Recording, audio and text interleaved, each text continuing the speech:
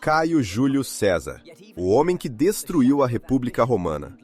É isso que aprendemos na escola. Ele veio, viu, venceu e sepultou 500 anos de democracia. Mas algo nesta história não se encaixa, porque no momento do nascimento de César, a República Romana já estava em um estado de profundo declínio. Não era apenas uma rachadura no alicerce, era um edifício que já estava desmoronando.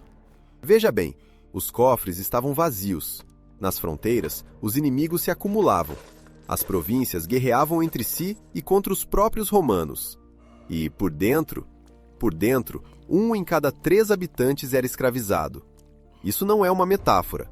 Cerca de 30% da população era composta por ferramentas vivas, sem direitos e sem futuro. Não é de se admirar que tenha sido justamente nessa época que explodiu a revolta de Espartaco. Então, o que César realmente destruiu? Um estado próspero ou um regime agonizante que já estava por um fio? Nesta história, veremos como um homem sem dinheiro e sem exército conseguiu subjugar a primeira superpotência do mundo. Vamos analisar por que sua política de clemência assustava os inimigos mais do que qualquer crueldade. E descobriremos por que o assassinato, planejado para salvar a República, acabou sendo a sua sentença de morte. Para entender tudo o que virá a seguir, é preciso conhecer uma regra fundamental da política romana. Há muito tempo, Roma era governada por reis, os chamados rex, mas eles foram derrubados. Depois disso, o governo coletivo tornou-se algo sagrado para a aristocracia romana. O pior insulto que se poderia lançar contra um político era o de que ele desejava ser rei. Com o fim da monarquia, a gestão compartilhada passou a ser um dos valores centrais de Roma, e a acusação de aspirar ao trono era a mais grave de todas para um homem público. Um estigma que significava a morte política e, muitas vezes, a física. Guarde bem essa regra, ela é a chave para toda esta história.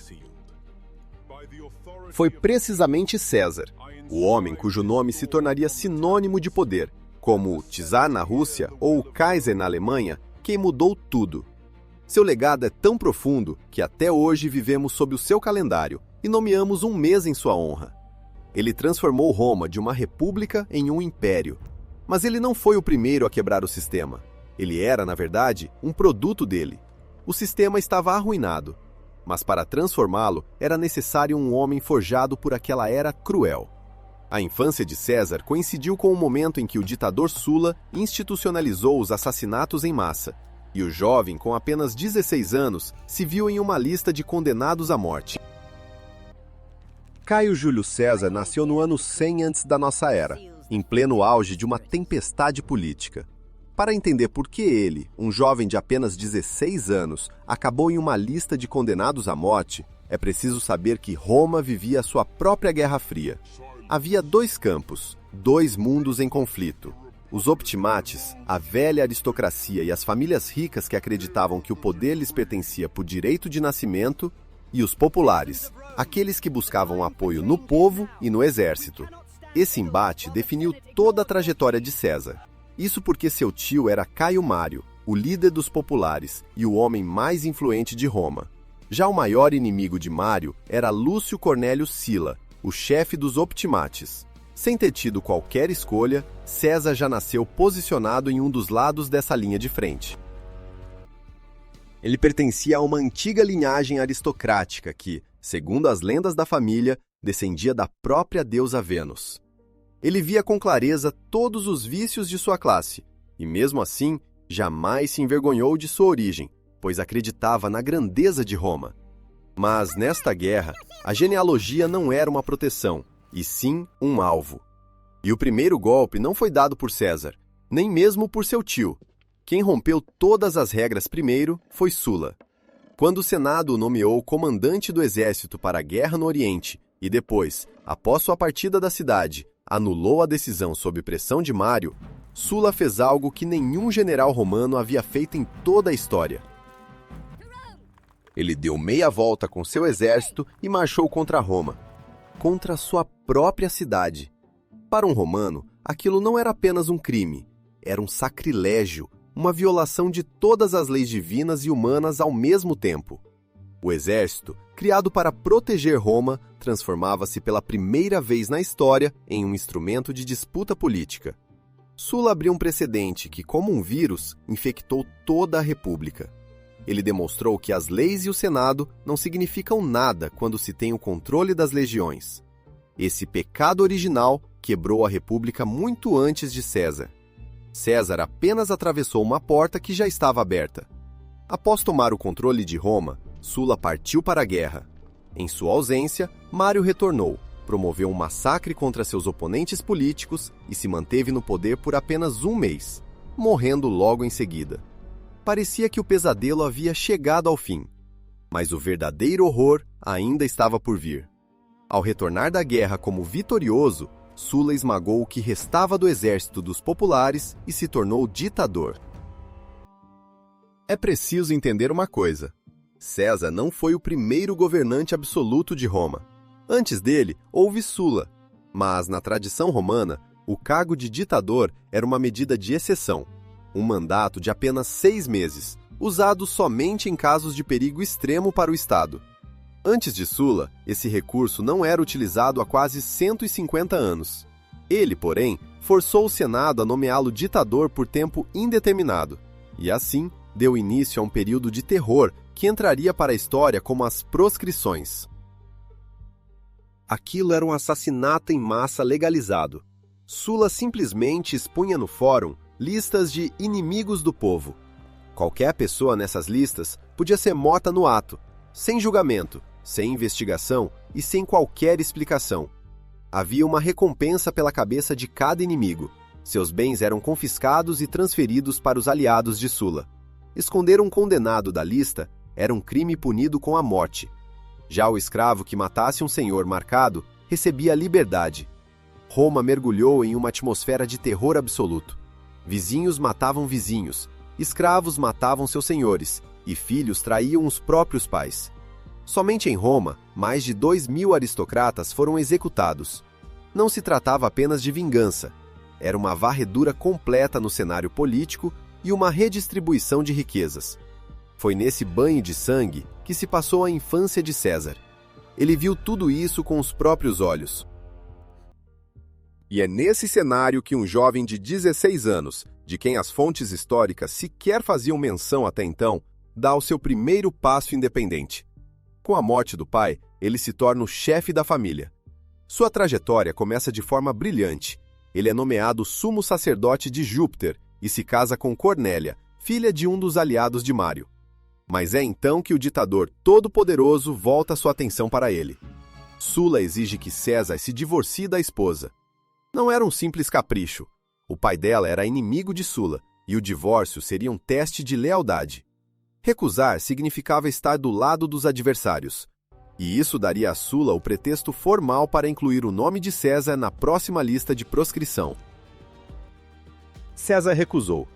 Um jovem de 16 anos disse não ao homem que, com um simples traço de caneta, mandava senadores e cônsules para a morte. Pela lei romana, ninguém, nem mesmo o ditador, tinha o direito de forçar um cidadão a se divorciar, e César, arriscando a própria vida, apegou-se a essa lei. Ele não defendia o poder ou o dinheiro, defendia sua família e o seu direito de escolha. Como punição, Sulla imediatamente o destituiu do cargo de sacerdote e confiscou a herança de seu pai, além do dote de sua esposa. Era um sinal claro, não haveria um próximo aviso. O próximo passo seria o carrasco.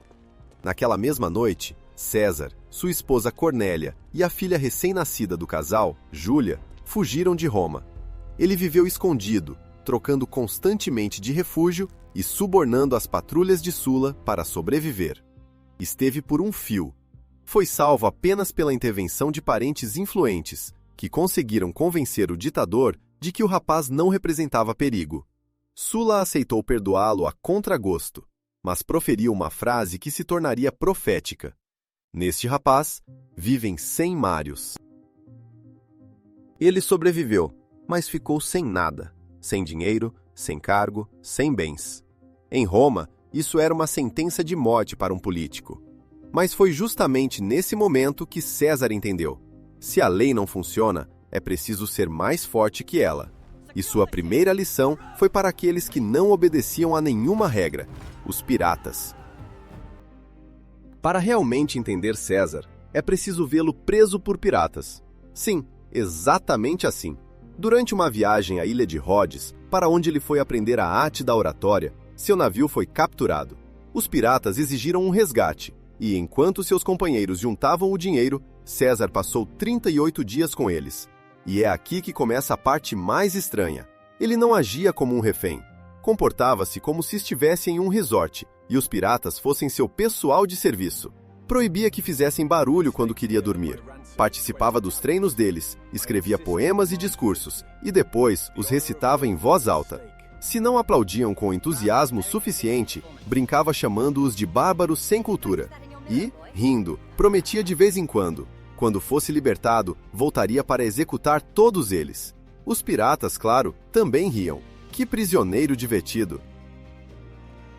Quando finalmente entregaram o resgate e César foi libertado, ele imediatamente partiu para a cidade portuária mais próxima. Lá, com suas economias pessoais, as últimas que lhe restavam, reuniu uma pequena frota. Rastreou aqueles mesmos piratas, que ainda nem tinham dividido o resgate. Capturou-os, recuperou o dinheiro e os levou para a prisão. Depois, cumpriu sua promessa. Ordenou que fossem todos crucificados. E fez isso não por vingança, mas rigorosamente segundo a lei, como punição pelo ato de pirataria. Essa história se espalhou rapidamente por Roma. Mostrou a todos uma coisa simples. César sempre cumpre sua palavra, mesmo aquela dita em tom de brincadeira.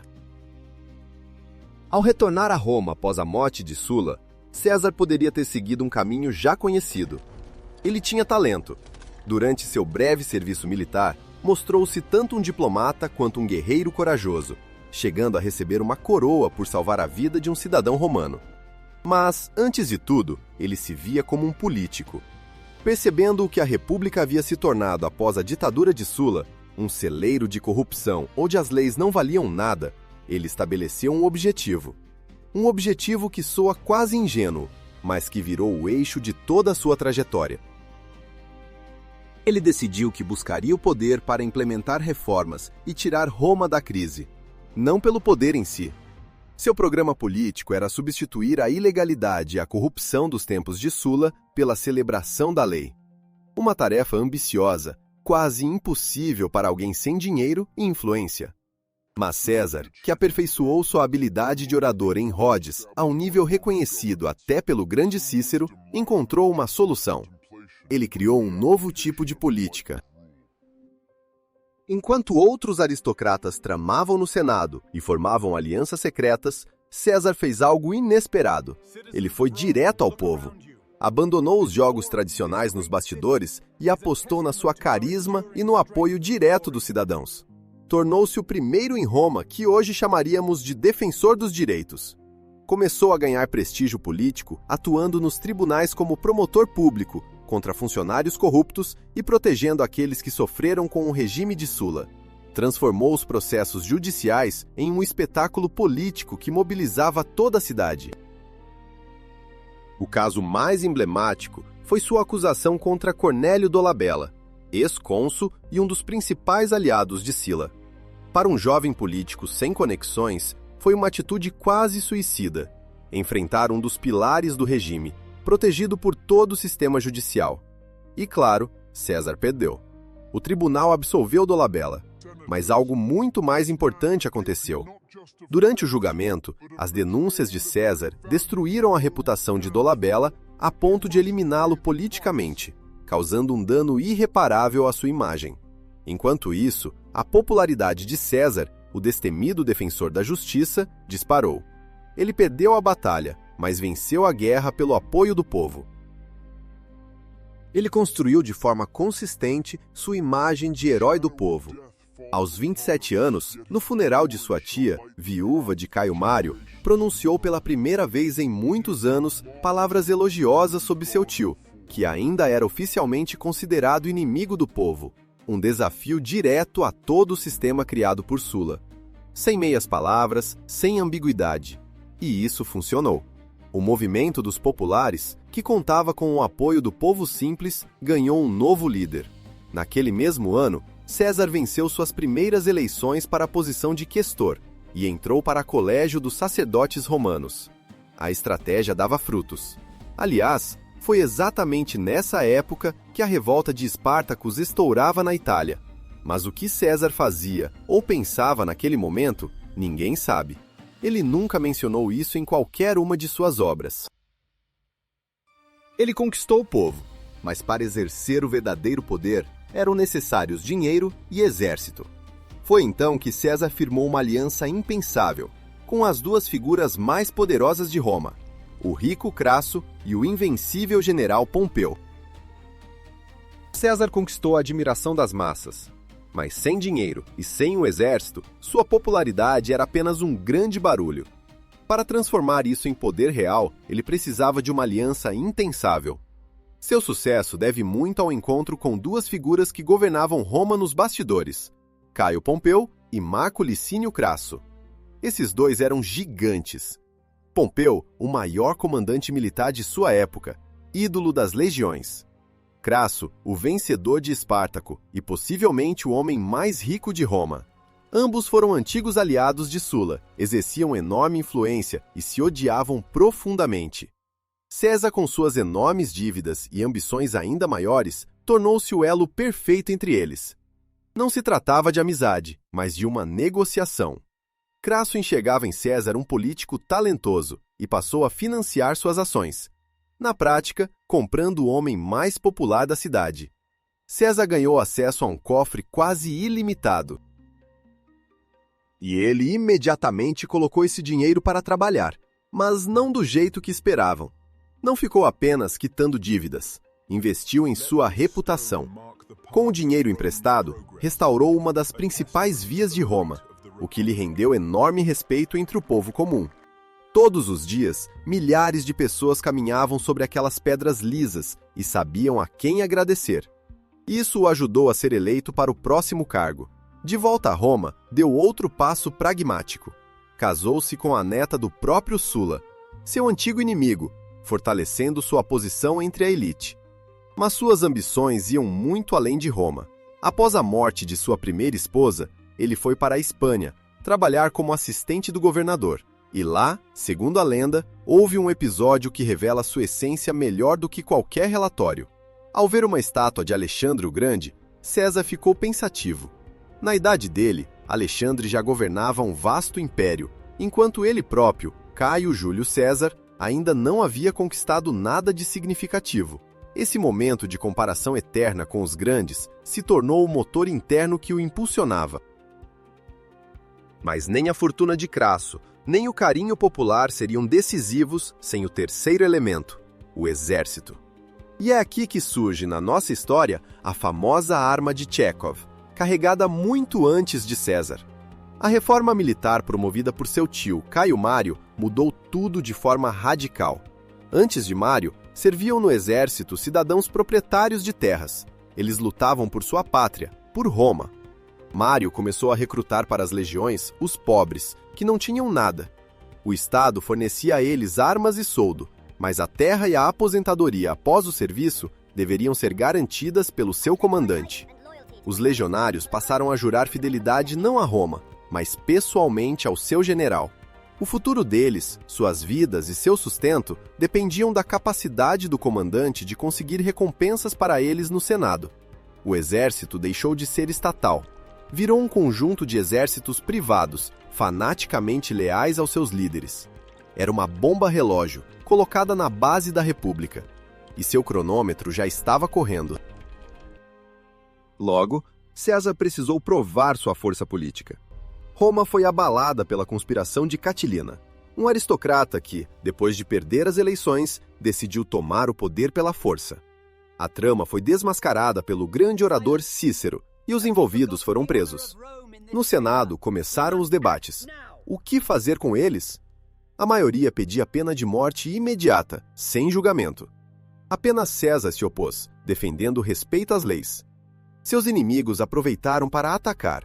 Tentaram acusá-lo de conluio, dizendo que ele defendia criminosos por alguma razão. A situação estava crítica. Em uma das sessões mais acaloradas, o senador Catão, principal acusador de César, percebeu que ele recebera um bilhete. "É uma carta dos conspiradores!" gritou, exigindo que fosse lida em voz alta. César sorriu e entregou o bilhete. Catão o abriu e ficou pálido. Era uma carta apaixonada, escrita para César por Servilha, irmã do próprio Catão. A acusação virou um escândalo humilhante. Mas isso foi apenas o começo. Ao se tornar o sumo pontífice, ou seja, o chefe da religião romana, César se viu no centro de um escândalo ainda maior. Em sua casa, ocorria uma festa sagrada feminina em homenagem à deusa Bonadea, onde a entrada de homens era rigorosamente proibida. E no auge da cerimônia, encontraram um homem lá, um certo Clódio, vestido com um traje feminino. Supostamente, ele havia se infiltrado para um encontro com a esposa de César. Foi uma blasfêmia sem precedentes, uma ofensa aos deuses, que lançava uma sombra sobre o principal sacerdote de Roma. A carreira de César ficou por um fio. Qualquer outro teria começado a se justificar, a defender a esposa, a provar sua inocência. César agiu diferente. Ele não esperou o julgamento de Clódio. Imediatamente e sem explicações, pediu o divórcio. Quando, surpresos, lhe perguntaram por que agiu assim se considerava a esposa inocente, ele pronunciou uma frase que se tornou imortal. A esposa de César deve estar acima de qualquer suspeita. Com esse gesto, transformou uma catástrofe pessoal em uma demonstração de moral pública impecável. Sacrificou a esposa pela carreira e mostrou que nada era mais importante para ele do que sua trajetória política. Ele se tornou invulnerável. Com o dinheiro de Crasso e o prestígio de Pompeu ao seu lado, César estava pronto para o passo decisivo. De volta da Espanha, onde conquistou uma vitória militar, ele enfrentou uma escolha que chocou toda Roma: receber a mais alta honra militar ou assumir o mais alto poder do Estado. Ele escolheu o poder. Essa escolha parecia loucura. Para entender até que ponto, é preciso saber o que significa um triunfo para um comandante romano. Não é um desfile, é o auge da vida, o dia em que o Senado te reconhece como igual aos deuses. Você é levado pela cidade em uma carruagem dourada, carregando troféus, seguido por reis prisioneiros. Os soldados cantam para você, canções de louvor e até mesmo bastante irreverentes. Toda a carreira, todos os riscos e feridas, tudo conduzia a esse único dia. E então César, após uma campanha bem-sucedida na Espanha, onde os soldados o proclamaram imperador, ou seja, comandante vitorioso, conquistou esse triunfo. Mas havia um problema. Pela lei, para celebrar o triunfo, ele deveria esperar por ele fora dos muros da cidade, à frente de seu exército.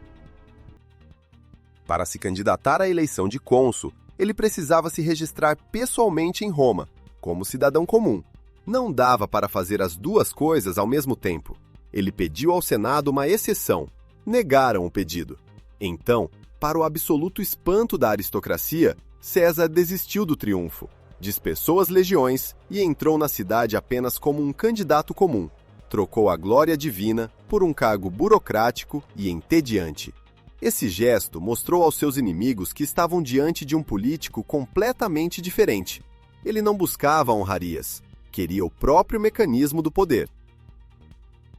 Após vencer as eleições, César tornou-se cônsul, mas ele sabia que isso não bastava. O poder do cônsul era limitado pelo Senado e pelo outro cônsul, que podia anular qualquer decisão sua. Para romper esse sistema, ele fez o impossível. Reconciliou os dois homens mais poderosos e inimigos em Roma, Pompeu e Crasso. Pompeu o Grande, ao retornar em 13 a.C. de uma grande campanha, cometeu um erro. Dissolveu seu exército, acreditando que sua autoridade seria suficiente. Mas o Senado, temendo sua popularidade, se recusou a reconhecer suas ordens no Oriente e a conceder terras aos veteranos. Crasso, o homem mais rico de Roma, também estava em conflito com o Senado. César fez uma proposta. Como cônsul, apoiaria todas as leis deles. Em troca, receberia apoio financeiro e político. Assim nasceu o primeiro triunvirato, uma aliança informal entre 3 homens que se tornou o governo paralelo de Roma. Não um partido, um cartel. Para fortalecer a aliança, Pompeu até se casou com Júlia, filha de César. A República ainda existia formalmente, mas as decisões reais eram tomadas nas reuniões secretas desses 3 líderes. A partir desse momento, as leis em Roma deixaram de ser aprovadas. Começou-se a impor as decisões. A primeira medida de César foi propor uma reforma popular para redistribuir terras em benefício dos pobres e dos veteranos de Pompeu. Os senadores conservadores ficaram furiosos. O segundo cônsul, Marco Bíbulo, tentou usar seu direito de veto. Apareceu no fórum para declarar a lei inválida, mas em vez de debates jurídicos, foi recebido por uma multidão enfurecida. Pompeu trouxe para a cidade seus soldados experientes, que, sem disfarces, estavam entre os civis. Quando Bíbulo iniciou seu discurso, pedras e lama foram lançadas contra ele. Sua guarda, os líctores, foi dispersa. Seus símbolos de autoridade, os feixes de varas, foram quebrados e jogados no chão. O próprio cônsul foi espancado. Lhe jogaram um balde de imundícies na cabeça e o expulsaram do fórum. Foi o fim, não da carreira de Bíbulo, mas do direito romano. A mais alta autoridade da República foi humilhada publicamente e ninguém foi punido. Até o fim do mandato, Bíbulo simplesmente se trancou em casa. Formalmente protestava, mas na prática estava completamente paralisado pelo medo. Os romanos zombavam sombriamente que o ano passou sob o consulado de Júlio e César. A República havia se tornado um teatro, onde todos os papéis ainda estavam ocupados, mas o roteiro era controlado por trás das cortinas, com o uso da força bruta. Após quebrar a resistência, o triunvirato começou a dividir os despojos. César cumpriu suas promessas. Os veteranos de Pompeu receberam terras, e os aliados de Crasso ganharam contratos vantajosos. Ele realizou várias reformas realmente úteis para a cidade, o que fortaleceu ainda mais sua popularidade. Mas o ato final desse consulado foi o ápice do cinismo. Ao término dele, os triunviros simplesmente dividiram entre si o controle do Estado romano. Pompeu recebeu as províncias na Península Ibérica, mantendo o direito de permanecer em Roma. Crasso, sonhando com glória militar, ficou com a rica Síria, de onde poderia iniciar uma guerra contra a poderosa Pártia. E César ficou com a Gália. Para muitos no Senado, essa nomeação parecia uma aposentadoria de honra, um exílio para uma fronteira selvagem e perigosa do mundo. Eles não poderiam estar mais equivocados. Para César, não era uma aposentadoria, mas a parte mais importante do plano. Na Gália, ele pretendia criar algo que jamais tivera: um exército próprio, leal somente a ele. Para a elite romana, aquilo parecia o fim da carreira. Um exílio nas terras bárbaras, longe do poder e das intrigas. Mas eles não percebiam o principal. César entendia que a Gália não era uma aposentadoria, mas a parte mais importante de seu plano para a completa reorganização de Roma.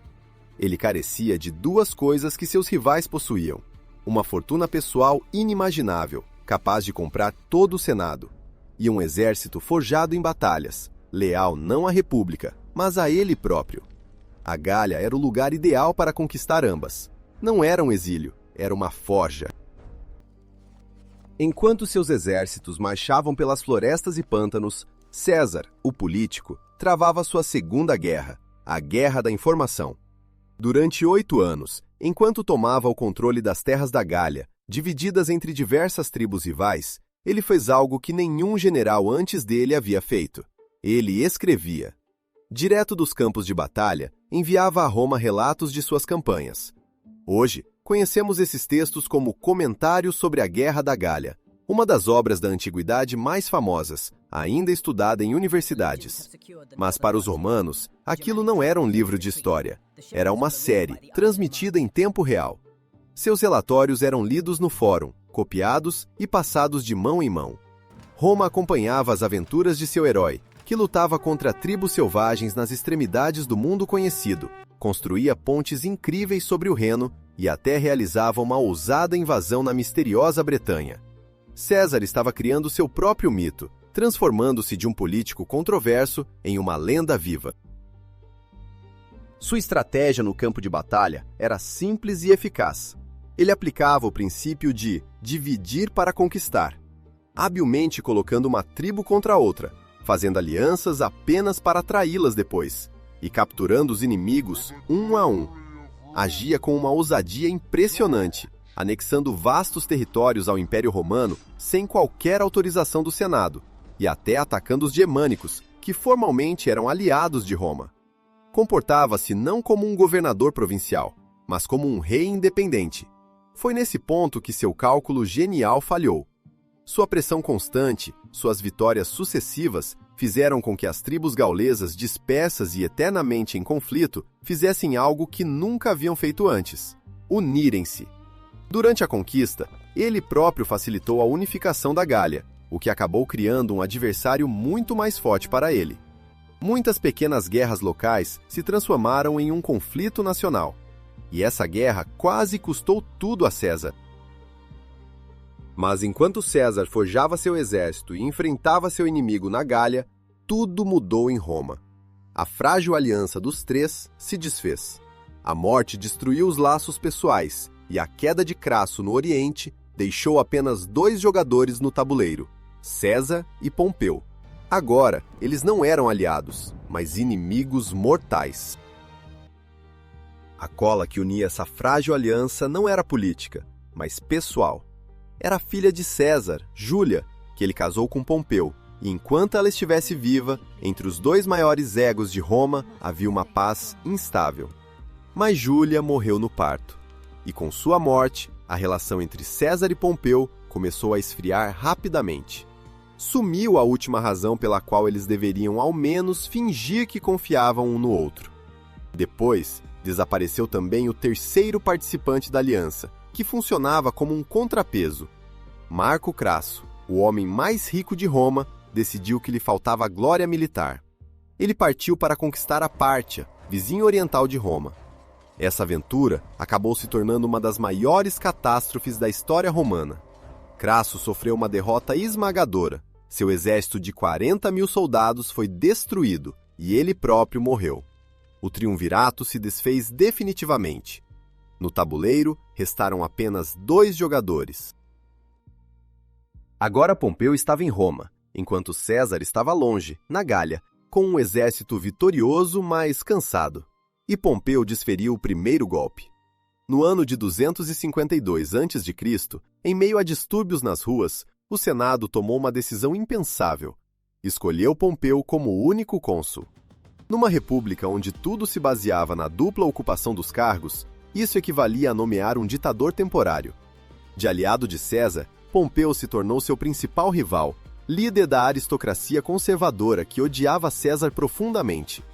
E eles imediatamente lhe impuseram um ultimato. Apesar de todas as vitórias na Gália, o Senado exigiu de César algo impossível: dissolver seu exército e voltar a Roma como um cidadão comum. Para ele, isso significava um suicídio político. Sem o exército e sem cargo, ficaria indefeso diante de seus inimigos, que o entregariam imediatamente à justiça por todas as suas ações ilegais na Gália. Era um convite não para negociações, mas para o cadafalso. E é aqui que começa a parte mais interessante. César, quem estamos acostumados a ver como o agressor, tentou até o fim resolver tudo pela paz. Ele propôs compromissos, aceitou dissolver quase todas as suas legiões, desde que pudesse manter pelo menos uma. Sugeria a Pompeu fazer o mesmo, para equilibrar as forças. E essa proposta de desarmamento mútuo foi apoiada por quase todo o Senado. 370 votos a favor e apenas 22 contra. Parecia que a guerra poderia ser evitada, mas a facção radical dos apoiadores de Pompeu bloqueou essa decisão. Em vez disso, Pompeu deu um golpe praticamente de Estado, exigiu poderes especiais para defender a República e declarou César inimigo da pátria. Qualquer negociação adicional foi interrompida. César foi colocado diante de uma escolha: exílio vergonhoso ou guerra. Ele estava à beira de um pequeno rio, no norte da Itália, o Rubicão. Pela lei, nenhum general tinha permissão para cruzar essa fronteira com seu exército, seguindo em direção a Roma. Isso equivalia a uma declaração de guerra. Os historiadores relatam que ele hesitou por um longo tempo, olhando para a água turva. Ele sabia que aquele passo seria o ponto sem volta, que depois dele ou se tornaria o governante de Roma, ou sua cabeça seria exposta no fórum. Então, ele se voltou para seus soldados e, segundo relatos, disse: "A sorte está lançada." Na sequência, César, com um pequeno grupo, cruzou o rio Rubicão que marcava a fronteira. Começou a Guerra Civil. Todos em Roma, especialmente em Pompeia, se preparavam para um banho de sangue. Esperavam que César, assim como Sila antes dele, invadisse a Itália deixando um rastro de destruição, que as cidades resistiriam e que as legiões de Pompeu, muito superiores em número, enfrentariam o inimigo. Mas aconteceu algo absolutamente inimaginável. Pompeu não defendeu Roma. O grande general, ídolo das legiões, simplesmente fugiu da cidade, levando consigo o tesouro e os senadores fiéis a ele. Essa atitude causou em todos os seus apoiadores uma sensação devastadora, quase catastrófica. Ele abandonou a capital sem lutar. Em vez de uma marcha sangrenta, começou um desfile triunfal. César entrou em Roma sem travar uma única batalha. Para a população, que lembrava os horrores da época de Sula, aquilo parecia uma libertação do covarde usurpador que havia fugido e a chegada de um líder legítimo, seguro de si. Mas o mais impressionante aconteceu com o exército de Pompeu. Seus legionários na Itália recusavam em massa lutar contra César. Muitos soldados simplesmente voltavam para casa, enquanto outros, em unidades inteiras, se rendiam e passavam para o seu lado. É aqui que chegamos ao segredo principal do seu sucesso. Tudo se deveu à sua política de misericórdia. Ele se recusava terminantemente a punir aqueles que haviam sido seus adversários. Foi uma jogada genial, que quebrava todos os padrões da política romana. Pompeu agia pelo velho princípio: quem não está conosco, está contra nós. Ele ameaçava com punições todos que não se juntassem a ele. Já César anunciou uma doutrina totalmente nova. Considerava aliados todos que não lutassem contra ele com armas nas mãos. Qualquer neutralidade era interpretada a seu favor. Quando uma legião inimiga inteira se rendeu a ele, ele não apenas libertou todos os soldados, mas também devolveu todos os seus pertences e ainda pagou seus salários do próprio bolso. Capturou 50 senadores e dezenas de milhares de soldados, e nenhum deles foi executado. Ele não buscava vingança, perdoava, e essa misericórdia assustava seus adversários muito mais do que qualquer crueldade. Eles não sabiam como enfrentar isso. Se preparavam para a guerra contra um monstro, mas receberam um político que oferecia paz e perdão. Foi exatamente nesse momento que ficou claro: a velha república já estava morta. Ninguém saiu para defendê-la. O exército, que Pompeu considerava seu, mostrou-se fiel não a uma ideia abstrata do Senado, mas ao homem que prometeu vitória, recompensa e, o mais importante, a vida. Em 2 meses, quase sem derramar uma gota de sangue, César tornou-se o senhor absoluto de toda a Itália. Pompeu, por sua vez, sofreu uma derrota completa, tanto moral quanto política. Com os remanescentes de suas tropas leais, embarcou em um navio e partiu para a Grécia, onde pretendia reunir um novo exército. César sabia que a guerra não havia acabado. Enquanto Pompeu estivesse vivo, a ameaça persistia. Então ele começou a perseguição. O próximo destino foi o Egito, onde o rei local lhe preparou um presente terrível: a cabeça de Pompeu cortada.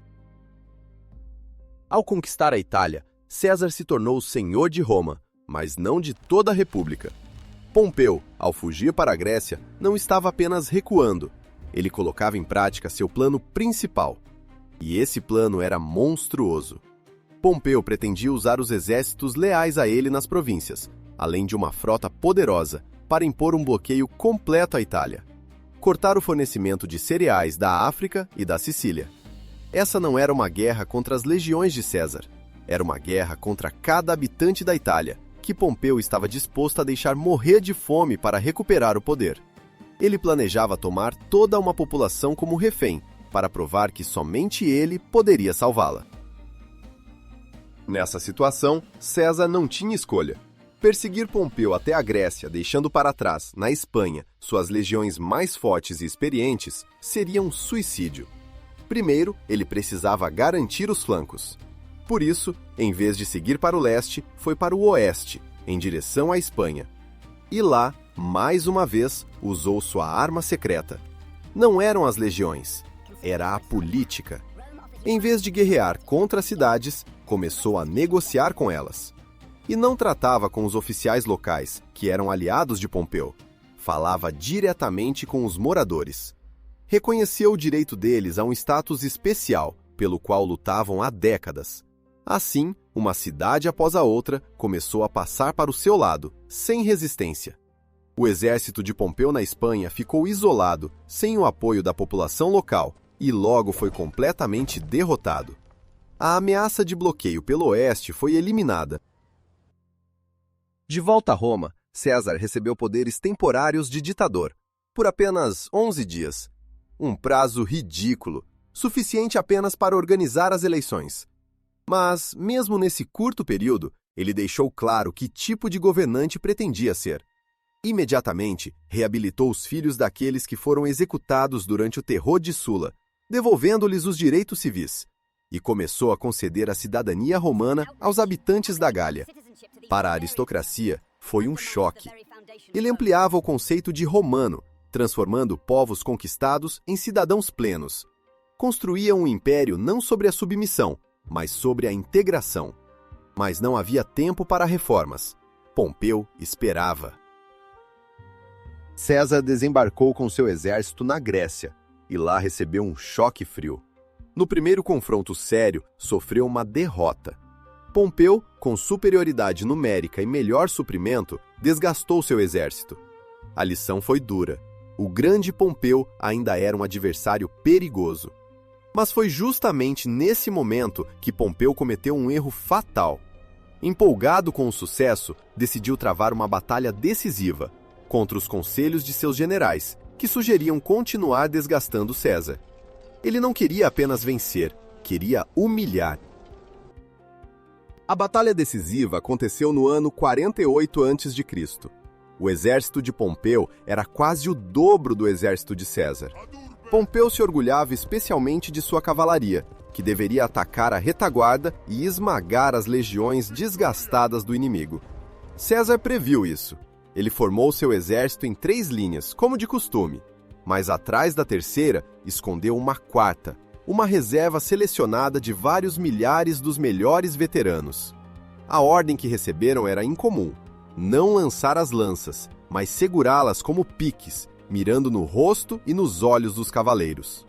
Quando a cavalaria de Pompeu avançou, ela facilmente esmagou a primeira linha e lançou-se para a frente, antecipando a vitória.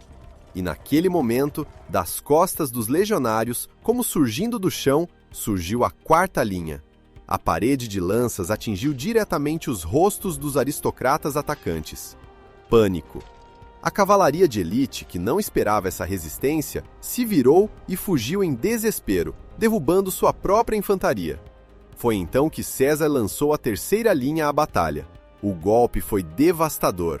O exército de Pompeu foi completamente derrotado. As perdas foram catastróficas. Pompeia perdeu, segundo diferentes estimativas, entre 6.000 e 25.000 pessoas. César teve menos de 1.000. Mas o mais importante aconteceu depois da batalha. Todos os prisioneiros, e eram milhares, César perdoou novamente. Não apenas poupou suas vidas, ele os liberou sem exigir nenhum juramento. Entre os perdoados estava Marco Júnior Bruto, fervoroso defensor de Pompeu e da República. César deu a ordem pessoal de encontrá-lo entre os prisioneiros e garantir que ele não tivesse sofrido nenhum dano. Para ele, Bruto não era um inimigo, mas um idealista que havia se enganado, e poupou sua vida. Pompeu fugiu. Ele perdeu tudo: o exército, a fama, a confiança em si mesmo. Vagueou pelo Mediterrâneo em busca de refúgio e, por fim, aportou nas costas do Egito. Naquela época, o trono era ocupado pelo rei Ptolomeu, um jovem de 13 anos, que travava uma guerra pelo poder contra sua própria irmã, Cleópatra. Os conselheiros do jovem monarca viram ali uma oportunidade. Eles poderiam prestar um serviço ao novo senhor do mundo. Quando Pompeu desembarcou, foi recebido com uma hospitalidade fingida, convidado a entrar em um barco, e ali, diante da esposa e dos filhos, foi assassinado. Sua cabeça foi cortada, embalsamada e preparada como um presente para César. Alguns dias depois, César chegou a Alexandria. Ele perseguia seu inimigo, querendo forçá-lo a se render ou enfrentá-lo em uma última batalha. Mas, em vez disso, lhe apresentaram a cabeça de Pompeu em uma bandeja. A reação de César deixou os egípcios em choque. Ele não comemorou. Ficou furioso e, dizem, virou-se com repulsa e chorou. Eram lágrimas não de tristeza, mas de raiva. Os egípcios não compreendiam a mentalidade romana. Pensavam que estavam oferecendo um presente, mas, na verdade, cometeram um crime monstruoso. Matar um cônsul romano sem julgamento e ainda por mãos de bárbaros, isso era uma afronta não a César pessoalmente, mas a todo o Império Romano. Na prática, uma declaração de guerra. César estava encurralado. Aceitar esse presente e partir simplesmente não era uma opção. Se ele deixasse o assassinato de um alto oficial romano impune, perderia prestígio e autoridade. Ptolomeu praticamente o obrigou a iniciar uma guerra contra o Egito, um conflito que César não desejava, em um país que ele não compreendia. O troféu mais cobiçado se transformou em uma armadilha venenosa, que o envolveu numa guerra civil alheia. A guerra em Alexandria se arrastou por muitos meses. Foi nesse período que César conheceu a irmã do rei, Cleópatra, e entre eles começou um romance. Dessa união nasceria um filho, Cesarião, que César, no entanto, nunca reconheceu oficialmente. Mas esse conflito teve outras consequências, muito mais trágicas. Durante os combates, um incêndio eclodiu na cidade, e segundo uma das versões, a lendária Biblioteca de Alexandria foi consumida pelas chamas, o maior repositório do conhecimento do mundo antigo. O jovem rei Ptolomeu, responsável por todo aquele caos, acabou se afogando no Nilo enquanto fugia. César saiu vitorioso e colocou Cleópatra no trono do Egito. Agora, finalmente, ele podia retornar a Roma, para se dedicar ao que havia motivado toda aquela jornada, a reorganização do Estado. Mas enquanto reformava o calendário e as leis, uma conspiração amadurecia nas sombras. E à sua frente estava Marco Bruto, um homem a quem César havia poupado a vida. De volta a Roma depois de 10 anos de guerra, César celebrou não um, mas 4 triunfos consecutivos. A cidade estava em festa, mas assim que as comemorações terminaram, ele não se ocupou com execuções nem com a divisão do poder. Fez algo totalmente inesperado. Ele começou a consertar a paz. A primeira prioridade foi o tempo. O calendário romano estava em completo caos. Os sacerdotes adicionavam e retiravam meses conforme sua vontade, muitas vezes por motivos políticos, para estender ou encurtar o mandato de determinados oficiais. Como resultado, o calendário ficou defasado em quase 3 meses em relação ao ano astronômico real.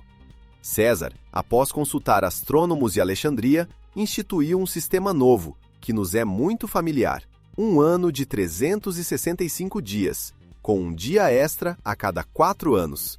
Esse é o nosso calendário moderno. Em agradecimento por essa reforma, o mês do seu nascimento foi mais tarde nomeado em sua homenagem, julho. E isso foi apenas o começo. Ele enfrentou um dos entretenimentos mais cruéis de Roma, as lutas de gladiadores. Antes dele, aquilo era, na verdade, um massacre legalizado, onde escravos e criminosos eram lançados na arena para morrer. César reformou esse sistema, transformando-o em algo parecido com um esporte profissional. Ele estabeleceu regras que protegiam os direitos dos lutadores, limitou o número de participantes que podiam ser colocados na arena e, na prática, criou uma indústria inteira, onde o gladiador deixou de ser apenas um escravo condenado e passou a ser um atleta valorizado. E é aí que está a grande ironia. Enquanto César literalmente reconstruía as bases da vida romana, da contagem dos dias às normas da arena, a aristocracia, que ele poupou, via nele um tirano. E eles não queriam restabelecer a liberdade. Queriam trazer de volta o antigo caos, que lhes era conveniente. Sua política de misericórdia continuou. Ele não apenas perdoava os inimigos, Devolvia a eles cargos e títulos. Não punia quem o criticava. Mais que isso, ordenou restaurar as estátuas derrubadas de seu maior rival, Sulla, que um dia o condenou à morte. Com esse gesto, parecia dizer: o passado ficou no passado, vamos construir o futuro juntos. Mas seus opositores não viam isso como generosidade, e sim como fraqueza, ou pior ainda, arrogância. Eles não esqueceram a guerra. O último capítulo dela, a batalha contra o filho de Pompeu, mostrou o quanto ainda eram poderosos. Nessa luta, César quase morreu, e a vitória lhe custou enorme esforço. Ele entendeu que sua morte poderia destruir instantaneamente tudo o que havia construído. Após essa última vitória, o Senado, querendo agradar ao vencedor, concedeu-lhe o cargo de ditador vitalício. Agora, seu poder era absoluto e permanente. Mas, aos 55 anos, com problemas de saúde, César pensava menos no poder e mais em sua fragilidade. Ele lembrava bem que as leis de Sulla foram revogadas logo após sua morte. Buscava alguém que desse continuidade ao seu trabalho, que impedisse o retrocesso de todas as reformas. Precisava de um sucessor. Sem ter filhos legítimos, ele tomou a decisão política mais importante de sua vida. Oficialmente, adotou seu sobrinho neto, Caio Otávio, que entraria para a história como Otaviano Augusto, o primeiro imperador romano. Não foi um gesto familiar. Foi um ato de transferência não apenas do poder, mas de todo um projeto de reorganização do mundo. Em seu testamento, César deixou para Otaviano 3/4 de sua imensa fortuna, transformando instantaneamente o jovem de 18 anos em uma das pessoas mais ricas e influentes de Roma. Ele entregou a ele as armas para a batalha que viria. Mas a aristocracia via aquilo de uma forma completamente diferente. A adoção de um herdeiro, a ditadura vitalícia, para eles, tudo isso era a prova definitiva. César estava tentando se tornar um rei, e decidiram que, para restaurar a antiga ordem, onde eles mesmos governavam Roma, bastava uma coisa: tirá-lo do jogo. Entre 60 e 80 pessoas participaram da conspiração. Uma das figuras centrais foi Marco Júnior Bruto, aquele mesmo que César perdoou após a batalha, cobriu de favores e considerava quase como um filho. Bruto não tinha motivos pessoais para odiar o ditador. César era benevolente com ele. Mas Bruto era um idealista, pressionado por todo o seu entorno, e principalmente pela própria lenda familiar. Seu ancestral distante, Lúcio Júnior Bruto, foi o homem que 500 anos antes derrubou o último rei romano e fundou a República. Os senadores sussurravam para ele: "Bruto, você está acordado? É você, Bruto?" Invocavam seu nome, seu sangue. E Bruto, dividido entre sua gratidão pessoal e o que considerava seu dever para com Roma, fez sua escolha. Ele se juntou à conspiração para assassinar seu protetor. O mais incrível em toda essa história é que César, muito provavelmente, sabia da conspiração. Avisos chegaram até ele, alertas foram feitos, mas ele não tomou nenhuma providência. Dispôs de sua guarda pessoal e andava pela cidade completamente sozinho. Por quê? Porque iniciar repressões, prisões e execuções significaria admitir sua derrota.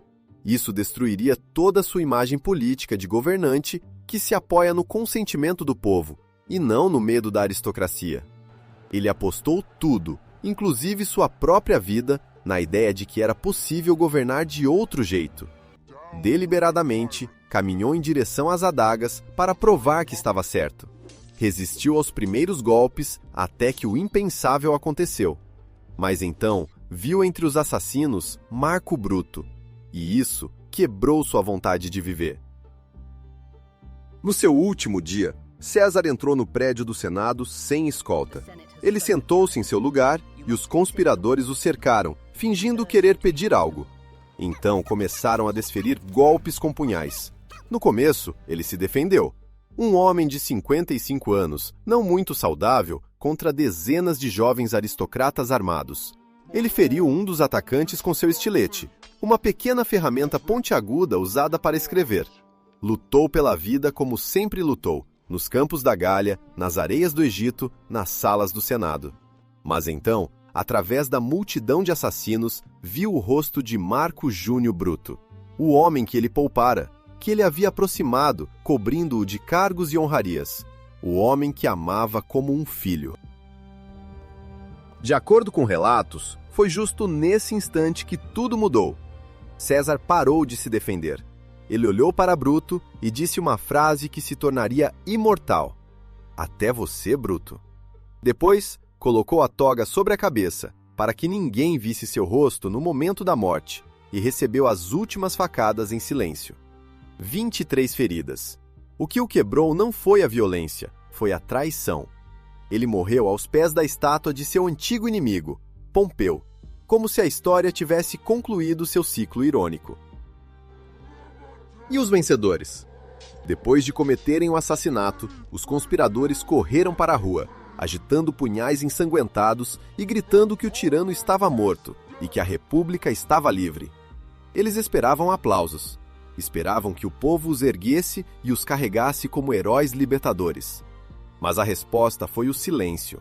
Um silêncio mortal e ensurdecedor. As pessoas não comemoravam. Elas trancavam as portas de suas casas apavoradas, pois a maioria esmagadora da população de Roma e das províncias apoiava César. Para eles, ele não era um tirano, mas um defensor contra a aristocracia gananciosa e corrupta. E é aqui que surge o mais surpreendente. Os conspiradores não tinham absolutamente nenhum plano de ação para depois do assassinato.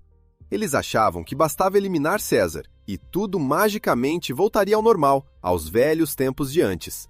Erraram ao supor que o povo lhe seria grato por livrar o país da tirania. Uma cegueira política catastrófica. Eles viviam tão imersos em seu mundo fechado de intrigas no Senado que não compreendiam nada sobre o sentimento da população. Matavam um homem que entregava terras aos veteranos, trabalho aos pobres e direitos às províncias, e esperavam ser agradecidos por isso. O Senado, paralisado pelo medo, tomou uma decisão de compromisso: não reconhecer César como tirano, para não revogar todas as suas leis, mas também não punir os assassinos. Foi uma tentativa de fingir que nada havia acontecido, mas isso já não era mais possível. Outra pessoa entrou em cena, fiel amigo e aliado de César, Marco Antônio. Ele não chamou por vingança, fez um movimento muito mais astuto. Insistiu na realização de um funeral estatal solene. Os conspiradores, para não parecerem aqueles que temem a vontade do povo, concordaram a contragosto. Ainda não entendiam que acabavam de assinar sua própria sentença de morte. No funeral, diante de uma multidão enorme e enlutada, Antônio fez seu famoso discurso. Ele não chamou Bruto e seus aliados de assassinos. Pelo contrário, repetia constantemente que eram homens dignos. Mas, ao mesmo tempo, enumerava tudo o que César havia feito por Roma. Lembrava das terras conquistadas, das riquezas trazidas, da sua misericórdia para com os inimigos. E então, quando o povo já estava à beira das emoções, ele fez sua jogada principal. Anunciou que possuía o testamento de César e que, com a autorização do povo, o leria em voz alta.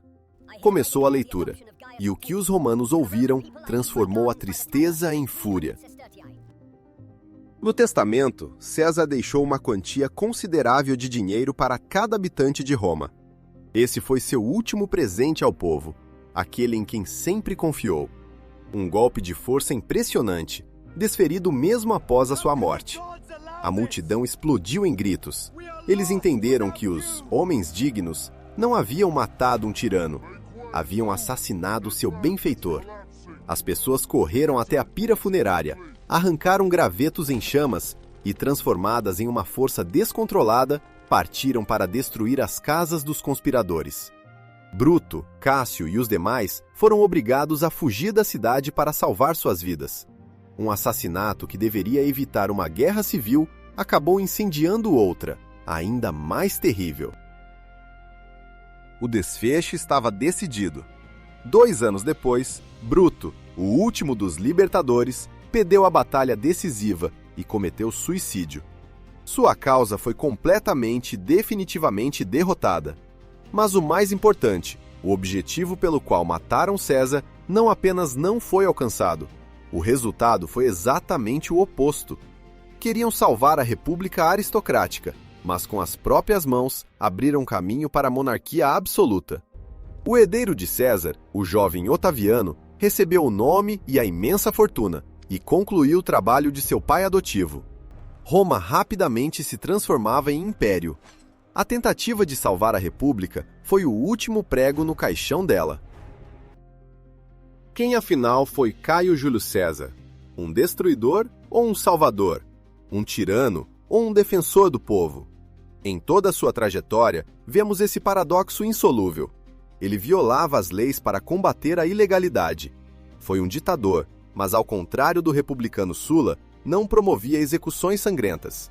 Ao contrário, convocava antigos adversários para seu serviço e circulava pela cidade sem escolta.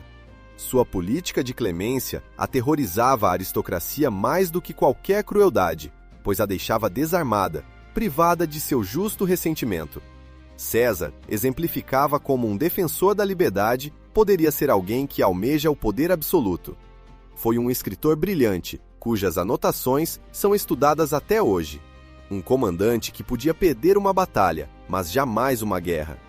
Tornou-se o modelo para inúmeros governantes futuros, que se autodenominaram Césares e Kaisers. Mudou o mundo. Mas será que ele estava certo? Não há resposta definitiva, e provavelmente não poderia haver. Sua história é um lembrete eterno de que, às vezes, o caminho para a ordem passa pelo caos, e que a luta pela liberdade pode acabar gerando uma tirania ainda maior.